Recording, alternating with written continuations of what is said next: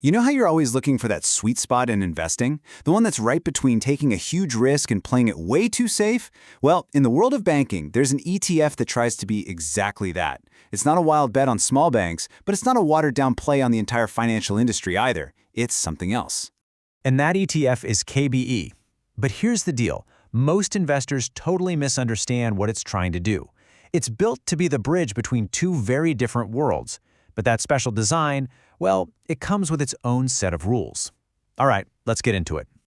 So to really get KBE, you gotta understand the problem it's trying to solve.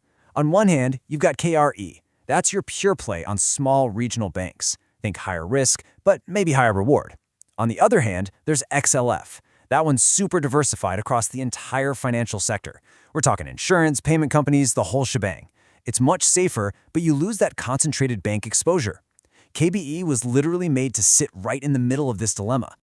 Okay, before we dive deeper, just the usual quick reminder, this is all for educational purposes. It's not financial advice, and all the numbers we're looking at are from March 2026.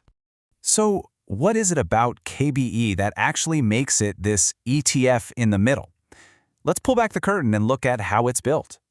All right, KBE is the SPDR S&P Bank ETF. It follows an equal-weighted index of U.S. banks. Now, there are two really important things to get here. First, it holds all sizes of banks, from the absolute giants like JP Morgan all the way down to the small local guys.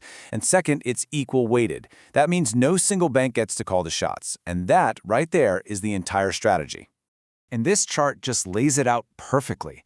You can see it's a real mix. You've got about 40% in mid-regional banks, sure, but that little 10% slice of the pie in money center banks, the biggest of the big, that's the secret sauce. That's what gives KBE a totally different flavor than its competitors. It's a true blend of the whole banking world. Okay, so let's put KBE in the ring with its main rivals. This is where you can really see how those little differences in structure lead to huge differences in outcome. Now check this out. This table really tells the story. Look at the universe row. KRE, just regional banks. KBE, all banks. XLF, the whole financial system. But then, look at that expense ratio. KBE is right up there with KRE at a pretty steep 0.35%, way pricier than XLF. So you get the stability of the big banks that KRE is missing, but you're paying that same premium fee for the privilege. So that's all theory. But how does this thing actually perform when the chips are down?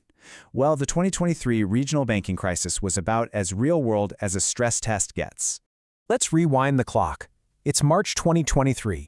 Silicon Valley Bank completely implodes, and it sends a wave of panic tearing through the regional banking sector. It was a true moment of reckoning for any fund tied to banking. And boom, here are the results. This one chart says it all. KRE, the pure regional bank fund, just got hammered, ending the year down more than 7%. But look at KBE. It actually finished the year in the green, up over 5%. Now, it wasn't as strong as a super diversified XLF, but it didn't just survive the crisis, it came out ahead. So why? This, right here, is the aha moment. What happened was that KBE's small slice of money center banks, the JP Morgans of the world, acted like a giant airbag.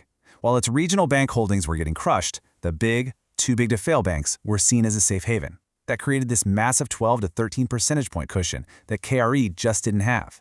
That's the middle ground in action. So that one event perfectly captures KBE's whole reason for being. Now, let's zoom out a bit and look at its overall performance, and of course, the catch that comes with its price tag. Looking back at its history, KBE performs, well, pretty much exactly like you'd expect a middle-of-the-road fund to. When banking is hot, like in 2013, it ripped higher by over 41%. But when things got tough for banks, like in 2018, it still took a big 20% hit. It's definitely not a stable ride, but it's designed to be less extreme than going all in on regionals. And right now, if you look at the numbers, KBE is trading in what you'd call deep value territory. Its PE ratio is way lower than the S&P 500, it's trading close to its actual book value, and it's throwing off a decent dividend. So for value hunters, the banking sector looks cheap, and KBE is a direct play on that. But as we all know, banks are usually cheap for a reason. But here's the thing. There is a huge catch, a major drawback that just lurks under the surface and can absolutely demolish your returns over the long haul. Let's talk about KBE's silent killer. And here it is. The hidden price is its expense ratio. 0.35%. Now that might not sound like a lot, but it is more than 4 times what you'd pay for a cheap financial ETF like XLF. And when you let compounding do its thing over a few decades, that tiny number becomes not so tiny. Check this out. On $1 million investment held for 30 years, that higher fee could end up costing you around $177,000 in returns you'll never see. That is a staggering amount of money to leave on the table, and it's probably the biggest argument against holding KBE for the long run. So, when you put it all together, the unique structure, the solid crisis performance, and that really steep cost, who is this ETF actually built for?